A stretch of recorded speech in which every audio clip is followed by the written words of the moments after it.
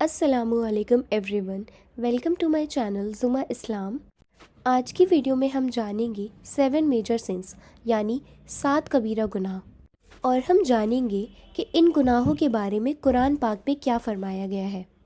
ہر مسلمان کو چاہیے کہ ان بڑے 7 گناہوں سے بچے، اور اگر آپ کو لگتا ہے کہ آپ نے ان 7 گناہوں میں سے کوئی بھی گناہ کیا ہے تو آپ پلیز اللہ سبحانہ و تعالیٰ سے سچے دل سے توبہ کریں اور کبھی بھی اس گناہ میں واپس نہ جانے کا ارادہ کریں۔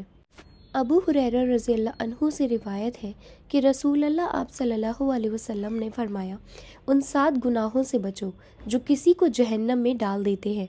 ویڈیو میں آگے بڑھنے سے پہلے آپ میرے چینل کو سبسکرائب کر دیں اور اس ویڈیو کو زیادہ سے زیادہ لوگوں تک شیئر کریں، جس سے کہ وہ لوگ بھی ان 7 میجر سن سے بچ سکیں۔ پہلا گناہ ہے شرک، یعنی اللہ کے ساتھ کسی اور کو شریک کرنا۔ نبی کریم فرماتے ہیں کہ امید ہے کہ ہر گناہ معاف ہو سکتا ہے سوائے اس کے کہ جو شخص مشرک مر جائے، اور قرآن پاک میں اللہ تعالیٰ نے فرمایا، بے شک اللہ اس بات کو نہیں بخشتا کہ اس کے ساتھ کسی اور کو شریک ٹھہرایا جائے، اور اس سے کمتر ہر گناہ کی جس کے لیے چاہتا ہے بخشش کر دیتا ہے، اور جو شخص اللہ کے ساتھ کسی کو شریک ٹھہراتا ہے وہ راہ راست سے بھٹک کر بہت دور جا گرتا ہے۔ یعنی شرک سے کم کسی گناہ کو اللہ تعالیٰ جب چاہے توبہ کے بغیر بھی محض اپنے فضل سے معاف کر سکتا ہے، لیکن شرک کی معافی اس کے بغیر ممکن نہیں کہ مشرک اپنے شرک سے سچی توبہ کر کے موت سے پہلے اسلام قبول کرے اور توحید پر ایمان لے آئے۔ دوسرا گناہ ہے کسی کو ناحق قتل کرنا۔ جو شخص کسی جان کو بے عدالت قتل کرے تو اس نے تو پوری انسانیت کو ہی قتل کر دیا ہے، اور جو شخص ایک جان کو بچائے تو اس نے پوری انسانیت کو بچا لیا ہے۔ تیسرا گناہ ہے ربا، یعنی سود۔ اللہ کے رسول نے لعنت بھیجی اس شخص پر جو سود لیتا ہے، اس پر جو سود دیتا ہے، اس پر جو سود لکھتا ہے، اور 2 گواہی دینے والے پر بھی، اور فرمایا کہ یہ سب برابر گناہ گار ہیں۔ اور قرآن پاک میں اللہ سبحانہ و تعالیٰ نے فرمایا، جو لوگ سود کھاتے ہیں وہ قیامت میں اٹھیں گے تو اس شخص کی طرح اٹھیں گے جسے شیطان نے چھو کر پاگل بنا دیا ہو۔ یہ اس لیے ہوگا کہ انہوں نے کہا تھا کہ بے بھی تو سود ہی کی طرح ہوتی ہے، حالانکہ اللہ نے بے کو حلال کیا ہے اور سود کو حرام قرار دیا ہے۔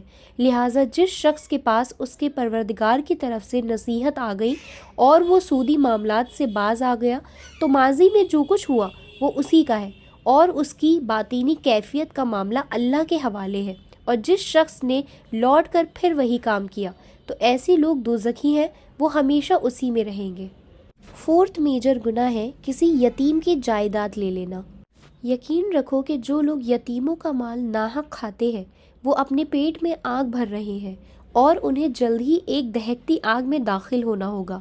اور دوسری آیت ہے، اور یتیم کے مال کے پاس بھی نہ بھٹکو مگر ایسے طریقے سے جو اس کے حق میں بہترین ہو، یہاں تک کہ وہ اپنی پختگی کو پہنچ جائے، اور عہد کو پورا کرو۔ یقین جانو کہ عہد کے بارے میں تمہاری باز پرس ہونے والی ہے۔ 5 میجر سن ہے جنگ کے میدان سے بھاگنا۔ اور قرآن پاک میں آیا ہے، اے ایمان والو، جب کافروں سے تمہارا آمنا سامنا ہو جائے جب کہ وہ چڑھائی کر کے آ رہے ہوں تو ان کو پیٹھ مت دکھاؤ۔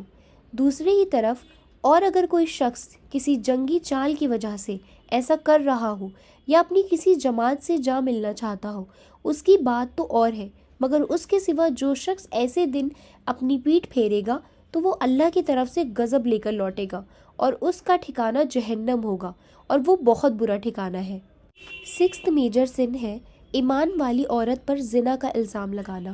قرآن پاک میں آیا ہے کہ اور جو لوگ پاک دامن عورتوں پر تہمت لگائیں پھر 4 گواہ لے کر نہ آئیں تو ان کو 80 کوڑے لگاؤ، اور ان کی گواہی کبھی قبول نہ کرو، اور وہ خود فاسق ہیں۔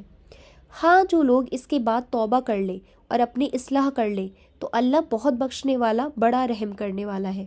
7 میجر سن ہے کالا جادو۔ قرآن کریم میں آیا ہے، اور یہ بنی اسرائیل ان منتروں کے پیچھے لگ گئے جو سلیمان کی سلطنت کے زمانے میں شیاطین پڑھا کرتے تھے، اور سلیمان نے کوئی کفر نہیں کیا تھا، البتہ شیاطین لوگوں کو جادو کی تعلیم دے کر کفر کا ارتکاب کرتے تھے۔ نیز یہ بنی اسرائیل اس چیز کے پیچھے لگ گئے جو شہر بابل میں ہاروت اور ماروت نامی دو فرشتوں پر نازل کی گئی تھی۔ یہ دو فرشتے کسی کو اس وقت تک کوئی تعلیم نہیں دیتے تھے جب تک اس سے یہ نہ کہہ دے کہ ہم محض آزمائش کے لیے بھیجے گئے ہیں، لہٰذا تم جادو کے پیچھے لگ کر کفر اختیار نہ کرنا۔ پھر بھی یہ لوگ ان سے وہ چیزیں سیکھتے تھے جس کی ذریعے مرد اور اس کی بیوی میں جدائی پیدا کر دے۔ ویسے ہی واضح رہے کہ وہ اس کے ذریعے کسی کو اللہ کی مصیحت کے بغیر کوئی نقصان نہیں پہنچا سکتے تھے، مگر وہ ایسی باتیں سیکھتے تھے جو ان کے لیے نقصان دہ تھیں اور فائدہ مند نہ تھیں، اور وہ یہ بھی خوب جانتے تھے کہ جو شخص ان چیزوں کا خریدار بنے گا آخرت میں اس کا کوئی حصہ نہیں ہوگا، اور حقیقت یہ ہے کہ وہ چیز بہت بری تھی جس کے بدلے انہوں نے اپنی جانیں بیچ ڈالی۔ کاش کہ ان کو اس بات کا حقیقی علم ہوتا۔ تو یہ تھی 7 میجر سنس، اور اللہ کے رسول نے فرمایا موبقت سے بچو، یعنی شرک اور جادو سے۔